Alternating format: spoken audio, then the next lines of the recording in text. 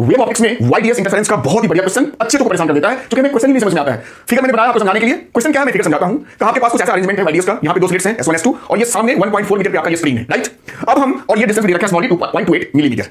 अब कहता है कि यहां पे हम अगर दो वेवलेंथ को इकट्ठा एक साथ यूज करें, टू वेवलेंथ 800 नैनोमीटर और 600 नैनोमीटर, जब हम इस स्लिट पे डालें तो आपको पता है यहां पे एक 800 वाले का बनेगा फ्रिंज, यहां पे और एक 600 का बनेगा, दोनों से ओवरलैप होते चले जाएंगे, ठीक है। इकट्ठा फ्रिंज बनेगा, एक ऊपर एक ऊपर ऐसे साइड बाय साइड बनेंगे। तो कहता है वो मिनिमम हाइट बताओ सेंट्रल मैक्सिमा से, जहां पे इन दोनों के जो ब्राइट फ्रिंज है वो कोइंसाइड होंगे। मतलब इसको समझो क्वेश्चन को। मान लो यहां पे ऐसे कि इस वाले का जो है यहां पे कुछ फ्रिंज जैसे बना है, पहला दूसरा तीसरा चौथा पांचवा छठा सातवां ऐसे बन रहा है, एक ब्राइट होगा एक डार्क होगा। मान लो सारे मैंने ब्राइट की भी बात करी है। अब चूंकि इसका वेवलेंथ कम है और आपको पता है जो लैम्डा होता है, सॉरी जो आपका बीटा होता है फ्रिंज विड्थ, वो lambda capital D by small D, मतलब बीटा लैम्डा के प्रोपोर्शनल होता है फ्रिंज विड्थ। तो इतना हमें पता है कि ग्रीन वाली ये सॉरी जो 600 नैनोमीटर में ग्रीन दिखाया है, इसकी चौड़ाई थोड़ी कम होगी, इतनी इतनी चौड़ी होगी, उससे थोड़ी कम चौड़ी होगी। तो कह ये रहा है कि भाई कहीं ना कहीं इन दोनों का जो है फेस मिलेगा ग्रीन, जैसे देखो यहां पे दोनों का फेस मिल गया। तो 1 2 3 4 और ये 1 2 3 4 5, इसके 4 वहां गए, तो उसी पॉइंट पे इसके पांचवां ब्राइट उसके बराबर जाके कोइंसाइड हो गया। आंसर कुछ और हो सकता है, यहां पे मैंने फिगर के हिसाब से बताया।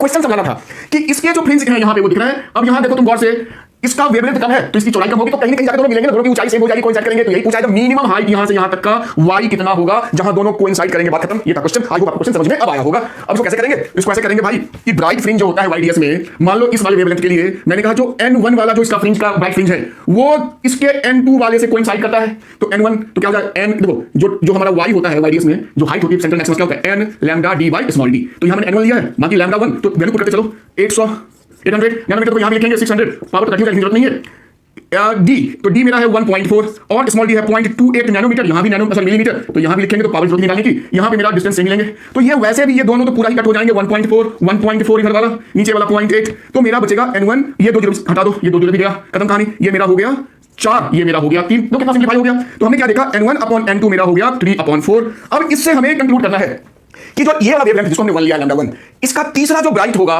वो छोटे वाले वेवलेंथ यानी उसका चौथे के बराबर होगा। आपको सोचना पड़ेगा ये चीज है, यानी 800 नैनोमीटर का तीसरा ब्राइट फ्रिंज 600 नैनोमीटर के चौथे ब्राइट फ्रिंज के बराबर हाइट में पहुंचेगा। तो भाई अब तुम अगर 800 यूज करते हो तो n की जगह पे 3 लेना, 600 यूज करते हो n की जगह पे 4 लेना और यहां पे पुट कर दो। तो लो मैं 800 ही लेता हूं, तो n की जगह हम लेंगे 3 इनटू लैम्डा मेरा है 800 नैनोमीटर, तो पूरा प्रॉपर यहां लिखो। डी है मेरा 1.4 और ये है मेरा 0.28 मिलीमीटर, तो -3।